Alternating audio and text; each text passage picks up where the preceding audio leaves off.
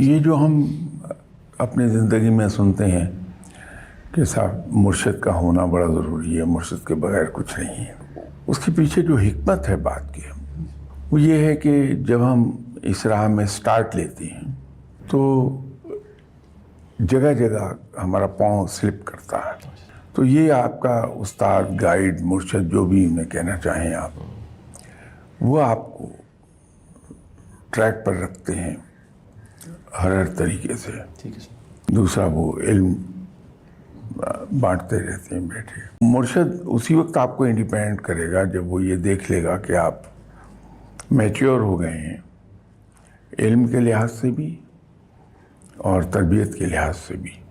اب آپ کا پاؤں مشکل ہی پھسلے گا۔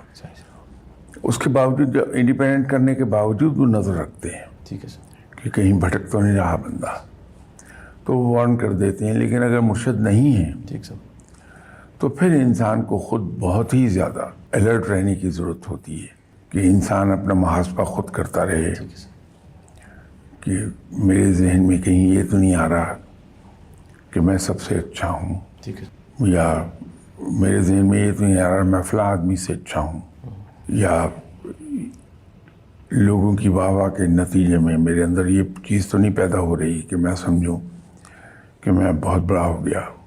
ان چیزوں پہ پھر خود نظر رکھنی پڑتی ہے۔